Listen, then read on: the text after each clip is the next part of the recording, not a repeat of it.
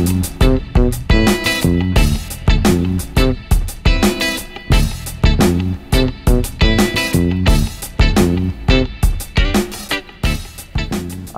deň, volám sa Darina Papáčová a som produktový špecialista spoločnosti Whirlpool.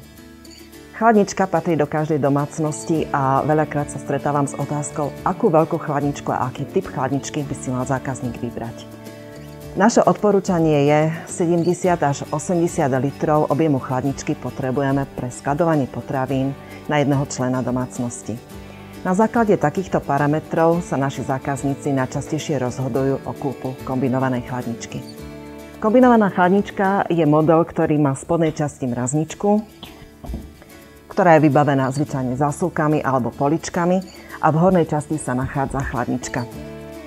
Pri výbere modelu zákazník má možnosť vybrať si voľne stojací výrobok so zapustenými rukoveťami, aby mu nezavadzali v úzkom priestore kuchyne, alebo si môže vybrať model, ktorý má takéto robustné rukovete, alebo v treťom prípade máme variant, kde máme chladničku rafinovane skrytú v nábytkovej skrini kuchynskej linky. Aj táto chladnička spĺňa rovnaké parametre ako voľne stojace modely. Pri výbere určite zákazníka bude zaujímať aj vnútorná výbava. Tá je v mnohých prípadoch veľmi dôležitá, pretože je pre neho podstatné, či sa dajú jednotlivé poličky prekladať. To isté platí aj o vnútorných poličkách a akú má zásuvku na ovocie a zeleninu.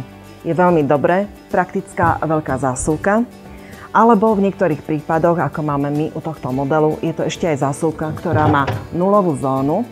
Táto nulová zóna nám umožňuje skladovať potraviny, ako je mäso a ryby pri nulovej teplote, ktorá ich udržuje v čerstve alebo v čerstvom stave až 10 dní. Špeciálny vnútorný ventilátor, ktorý je vybavený aj senzorom kontroly vlhkosti, nám zaručuje čerstvosť potravín dlhšiu o 4 až 5 dní v závislosti od druhu potravín oproti bežnej chladničke. Tiež býva otázkou, ako sa starať o danú chladničku, jej údržba. Keď kompresor pracuje a znižuje sa nám teplota v chladničke, na zadnej stene sa vytvára námraza. Ako náhle dosiahneme požadovanú teplotu, kompresor sa vypne a námraza sa začne rozpúšťať. Rozpustená voda nám steká do misky nad kompresor, odkiaľ sa odparí. Ďalšou časťou, o ktorú sa musíme starať, je mraznička. Máme dva základné typy mrazničiek a je to beznámrazová alebo námrazová. Najskôr si pozrieme tento prvý variant. Ide o beznámrazovú mrazničku, kde sa nám kumuluje námraza v hornej časti a táto sa automaticky odmrazuje, ako náhle námraza nám narastie na určitú stanovenú hrúbku. Zákazník o činnosti mrazničky v podstate vie len to, že mu dokonale mrazí potraviny, o údržbu sa nemusí absolútne starať. Druhým typom mrazničky je mraznička, ktorá je vybavená mraziacimi roštami. Tieto mraziace rošty sa nám zanášajú námrazou. Ako náhle je námraza vyššia ako 6 mm, je potrebné mrazničku odmraziť, pretože nám zbytočne zvyšuje spotrebu energie aj bráni takémuto jemnému posuvu týchto zásobiek. Spoločnosť Whirlpool má v námrazových mrazničkách novú technológiu. Túto technológiu nazývame Stop Frost a nachádza sa práve v tejto vstavanej mrazničke, ktorú vám teraz ukážem.